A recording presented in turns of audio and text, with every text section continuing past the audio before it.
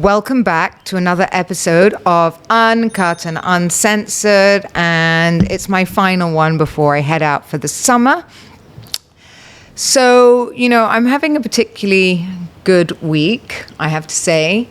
And, it's really, really exciting times, really exciting times. I think it's an accumulation of everything we've put together and, I finally see it all. And actually, I just did a coffee with Caroline because you guys asked for it to come back about why women are called social climbers, or which you don't really get men discussing this, or hustlers and all of these things. And over the years, I've realized that, social climbing is actually, it's another word, it's a derogatory word for putting yourself into rooms that you want to grow in. And social climbers normally come from people who can't get to those rooms that you're putting yourself in, right? And that's what I've understood. People always ask me, if you lost everything tomorrow, what would you do? How would you cope? And I think the answer always surprises them because, I think that it doesn't really, I'm not worried about it. I've learned not to panic in these situations. I've learned tomorrow is another day. I've learned everything can change, right? One phone call can change everything. So, if panic overwhelms you, you attract problem after problem after problem. Have you found that? But if you breathe and continue with positivity, things just happen for you. And one thing might go wrong, but another door opens, and it's really, really true. Money comes, money goes. Businesses change, relationships change, and the only thing that people can't take away from you is what you've learned and how you react to certain situations. I am quite a reactive person. I absolutely know that. Anyone that's worked for me, and a lot of them will work for me for years and years and years, will tell you that my head literally spins off. And then while everybody else is traumatized, 2 minutes later, I'm absolutely fine and asking for something completely random. Always been like that. I think also when I'm passionate, I talk in a really, really fast, loud voice. And, my assistants and my staff, or, my husband would stop shouting, or I'll be on the phone and I'm passionately talking and someone goes, stop shouting. And I'm not shouting. I'm trying to get my point across. You'll know when I shout. You'll know when I'm screaming, but I'm not shouting. And so, I've learned to try and keep my tone when I'm trying to get things across. It's funny because as mothers, we learn that anyway, right? They always say, stop screaming at your children because they just shut off. But if you just explain it to them in the same voice, they get it, right? So it's about the tone you use. And it's the same with adults. It really is. And I've already learned how to rebuild my life and confidence and my success from scratch. I have lost my confidence over the years. Of course I did. During my divorce, during being sued, you go through that point where you're like, what is all this for? Have I made the right decisions in my life? Why is all this happening to me at once? Maybe I'm not a good person. Maybe I'm not good at what I thought I was good at. Maybe I'm not a business person. I should just be a housewife and just hang up my coat. Maybe I'm not successful. All of these things run through your mind, but actually it's just circumstance, and it's also temporary, right? It's so temporary. That's why I think these habits that we form when we're older truly, truly help us. It's not because we all need to be, yoga gurus, breathing gurus. I can't do breathing classes. I don't care how much someone tells me this is going to regulate me and make me feel amazing and make me more successful. Trust me, I can't do it. My head is full of shit I need to do. And, when I'm in a downward dog, there is nothing I want more than to get out of that room. So it's just who I am. And, I am making baby steps to change certain things about myself, but in my way, right? So that, otherwise, can you imagine our daily routines? We have to get up, like do a 12-step skincare routine, followed by, 50 minutes in the hottest sauna that you can ever have till your body basically almost gives way, then red light, then, we've made life impossible for ourselves, like impossible. And, I think it's super important to be kind, right? Plus, we've got to write our journals. Plus, I woke up this morning and one son's in Madrid, not feeling well. My other son's in Texas. My daughter missed her plane. That alone is like, whoa, how do you calm yourself from that? I mean, I can bet I've had 3 phone calls. My daughter's in the airport, having missed her plane. And, if you tell me now I've got to go and turn off my phone and do yoga and regulate myself, okay, amazing. I'm sure in practice, it probably would make me feel a lot better. But, in practice, and practical terms, I can't do that. I can't leave my daughter in the airport. I can't leave my son who's sick in his school without emailing the school. And, there are just things that you have to do. And, that's life. So I have found ways to make myself feel better and then, turn it into a morning routine for me, right? So today I did the red light sauna. I did my 5-minute journal because I had a particularly good day yesterday, and which I will share eventually with you all.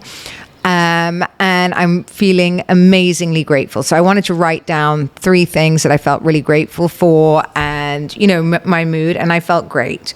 Then something else really fucking irritated me this morning because actually I should show you because it's just brilliant. My old assistant, who I won't name names, but just sometimes I really wonder, and this can only happen in Dubai. Those of you that are watching this podcast, I asked for a microphone cover, which she got. She covered my whole microphone with my face, which is beautiful and I love it, except there's no hole in the bottom for the wire, so I can't use it. So now I have just, I don't know what this is, a cup with my face on it, but anyway. And, anyone that runs a team will just know the frustration. So not only, by the way, did I get this amazing microphone holder with no hole, she's also lost the U shape that holds my other microphone with all the screws. So I haven't fixed any problem and made everything worse. So there you go. And I think that that's just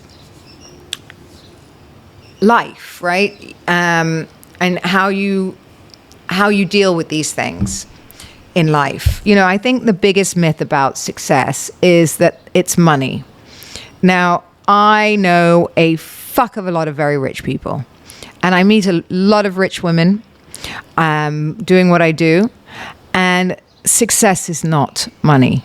It really isn't money. And I think Instagram has done that for us and made us feel like we're all behind. And I'm guilty of that too. By the way, I look at Instagram just as I'm sure you do and go, oh my God, I'm years behind. That's it. I may as well give up life right now. And I want to say to you, don't. Really don't. Because I'm stepping into the most powerful era I've ever had. And it's, success is measurable by how you create value for other people, right? So what are your special things that you can bring out into this world? Let's say my retreats now, those are becoming really successful now, and I'm so excited. Not because I'm so wonderful and I am a guru to everyone, but I think why it's so successful is I'm bringing something that everyone wants right now. They want community, whatever community that looks like, be it for relationships, be it for business, be it for growth. They want to meet like-minded people because we have forgotten how to do that. And, I think to rebuild success and to last or to pivot, you simply have to know what people want. That's it. There's no magic thing. You can be unsuccessful and suddenly overnight successful. Don't ever think it's over. It's not over. I'm not scared of starting again. I never have been. And that's what somebody, I think that's what one of the biggest questions I'm always asked, because I know I can do it. So I will throw caution to the wind. I will take risk, because what's the worst that happens? I have to start again. And starting again isn't that bad when when you have self-worth and you have confidence that, you can make it work. If things go wrong for myself, like I've just had this annoying setup meeting and literally thrown all my toys out of the pram, I would say to you, for bigger problems, I would give yourself about 24 hours. But like for me, I get over it quite fast. And thank you for coffee. And move on. Move on quickly. Because the rest of the world does. And victim mentality keeps you stuck. And I think that's one other thing that we talk a lot about in my retreats, because it's very easy to fall victim of victim mentality. Nobody else going through this, so it's only me. I'm the only one experiencing this, and the world hates me. God doesn't love me. Whatever we say to ourselves, right? Which we all do. But it's simply not true. And the one thing that the world doesn't like is victims, and I think nobody is coming to rescue you, which is one of the greatest things I've ever learned for myself, is actually your superpower. It really is. Learning that. And I have projects that I would say, okay, I have my core projects that sort of pay all my bills and make me, happy every month. And then I have my pie in the sky, you never know. One hits, woohoo, I'm retiring, which I'm not, right? But they're not, I don't cry if they don't happen, because I'm happy. And maybe those ones aren't meant to hit until, I wouldn't go crazy and sort of end up doing something stupid with it. You never know. I think the biggest mistake people make, is waiting till everything's perfect. I actually, funnily enough, had this exact argument with my husband when we started building part of our business. I'm trying to remember. Oh, I think it was Bali, actually. And, when you start a business, obviously we all have no money to start it. In our dreams, we look at Skims and go, okay, I want mine to look like this. I'm not launching till I have a website that looks like this. I can deliver to this many countries, and the photography is amazing. And, I don't know, the room's built and all of these things, right? But the reality is it's not possible, because the reality is, till you've raised money, until somebody else believes in your dream, you're funding it. So you do start with a shitty website, not your dream one. You do start with product shots that look homemade. And actually today that's your superpower and not your hindrance too, because today people like homemade more than they like, perfectly curated. So that's one thing that's changed, and really helpful to founders, because it is about the founder today. People invest in founders and people that are, get up and go. I can't be with somebody who doesn't believe in what they're selling. And I've always pushed things that I use, and only what I use. Even if they failed, I've pushed things that I like personally. And to be honest, the only things that have failed lately are logistics. Really, really logistics. It's not the customer. Everybody likes the things. It's the shipping that has really held us back. And that's just to tell you that it's not just you. It's us. It's everybody. Everybody goes through things, right? And it's disappointing, but you get back up and you keep going. And so don't spend months creating the perfect business. Find your problem, solve it, cash flow first, perfect later. Cash flow first, perfect later. Remember it, remember it, remember it. So important. So important. And also, learning which things to prioritize, right? Obviously, slowly we are expanding in so many different areas, but it's one brick at a time. And, you know, I also believe in everything changed for me when I stopped chasing the good time, right? The party. Like, I mean, I have a good time. I'm having a great time. I'm in my beautiful home that I look around and every piece is filled with love and has a story. I've become the best version of myself. I sleep well. I exercise, be it only 3 times a week. Minimally, I'm happy with my body. In fact, I'm probably more happy with my body today than I was in my 20s. I know what to do. I eat well. I sleep really well. And confidence starts with this energy. It really does. And I've stopped trying to impress people. I think, you know, I've been through phases of dumbing myself down because my dreams and maybe my stories compared to some other people sound so out there that I realize people don't really want to hear it. And then I also do things like I've stopped overly sharing and making myself maybe more successful than I was at the time, you know, and just trying to fit in and going, well, I have that too. And realizing that that doesn't matter either. Like my friends, my real friends that I've cultivated here over all this time, the ones that are still by my side, and few have gone, and that's okay, by choice, because if it's not a two-way street, I'm not interested.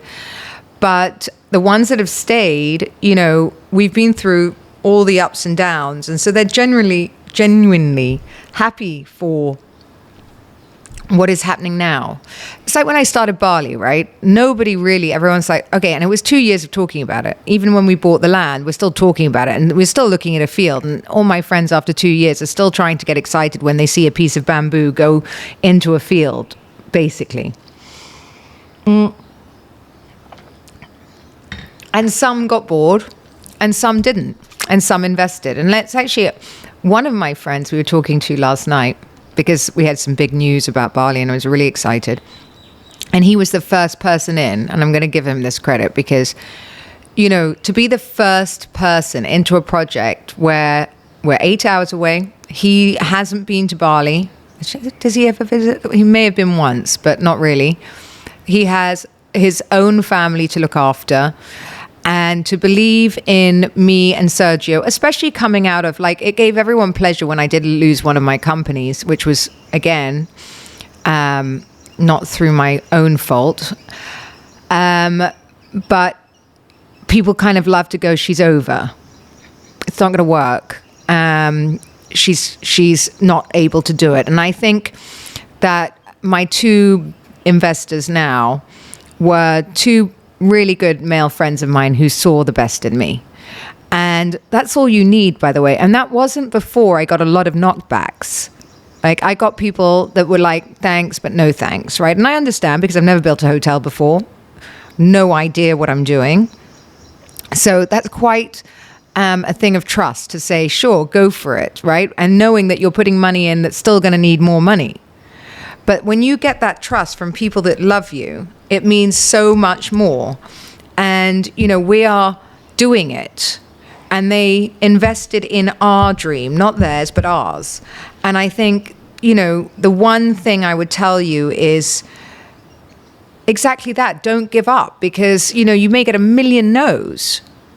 But, you know, it only takes one yes. And then one yes leads to 2 because someone else believed in you. So the first one's the hardest, you know. And I'd also learn double down on your personal brand. Why did those men invest in me? Because it's me. Because it's me and Sergio, right? Because they know who we are. Something goes wrong, they have a person to blame. Something goes right, they have a person to celebrate. You know, in a world where everything is the same, we make it stand out. And, you know, today's world, you need to learn to diversify. So, you know, they're successful in different areas and maybe not in the area we're going into. So they're backing us like ponies. Double down. People buy trust before they buy the product. And they trust us because we've been around a very long time. And we show up consistently. Even when we're in a bad mood, we do it. I've just had a screaming match with my husband over my stand. And we're still doing it. This was meant to be a couples podcast. Here's his face. But we're still here. I am extremely mad and I'm here looking from behind. So yes, I'm going to do a couples podcast after. I wouldn't do it without the screws. A horrible human. Like literally no screws, no couples podcast. I mean. Yeah. Anyway, so I'm just saying we still show up. We don't fuck off even when we want to. And of course we want to. I know our Instagram makes life look incredibly good, and 99% or maybe 95% of it is amazing. But Sergio and I do row, but we bicker, and this was over and we're over it. And well, I am, he may not be. And so personal brand. You love my home. You love my dogs. You love my husband. You see my life. And I think that's why you all are still here.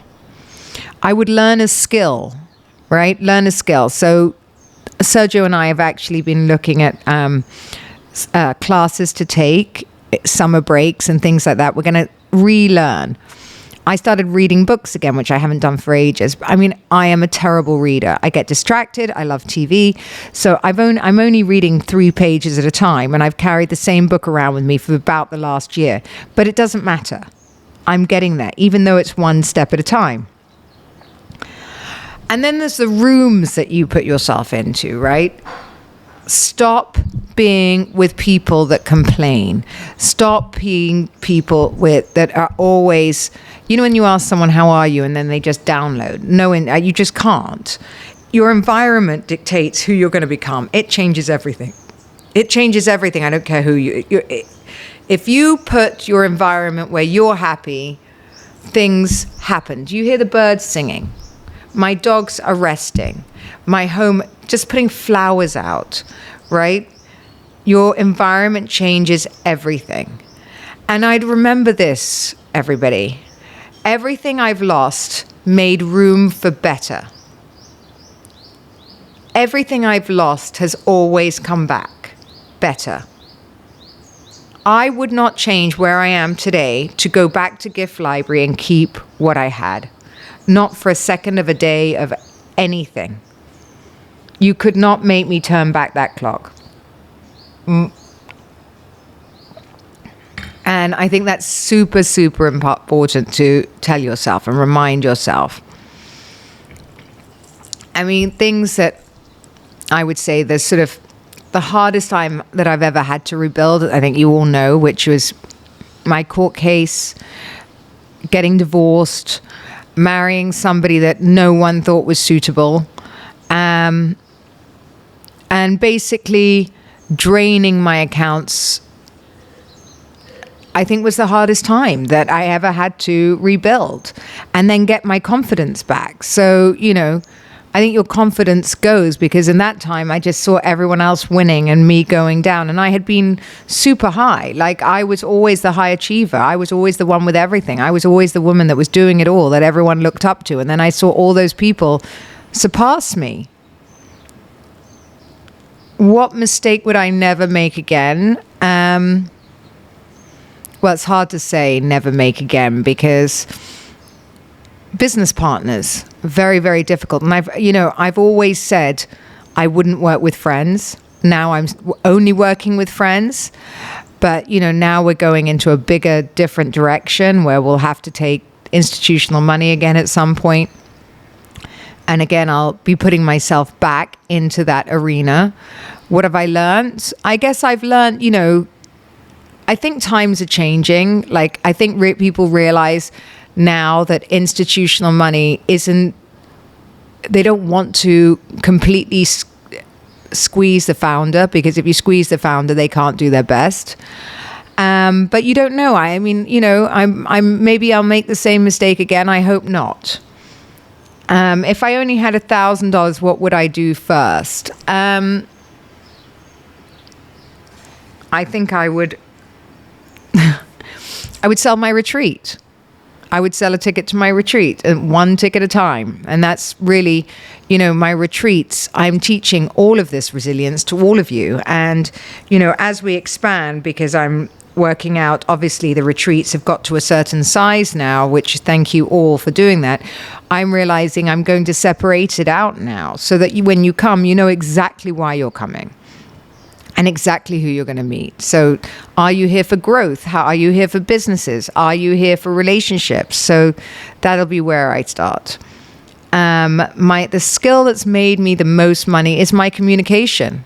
What I'm doing now, speaking, has made me the most money, be it on TV, be it raising money for businesses, be it, connections. My mouth and being able to articulate what I need and why I need it has got me everything I've ever wanted.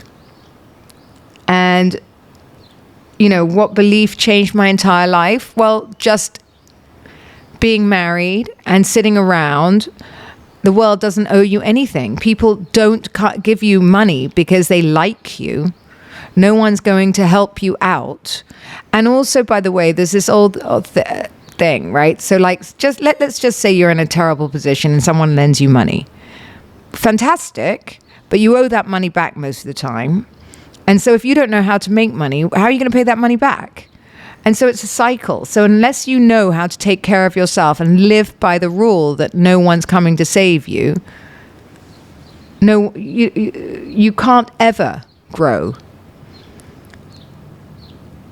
I think something that I've learned is to spend less time worrying, because genuinely the worst doesn't happen if you take action. Action is the single most important detail, be it, going through a tough time in divorce. I would say hurry it up very fast while there's still love.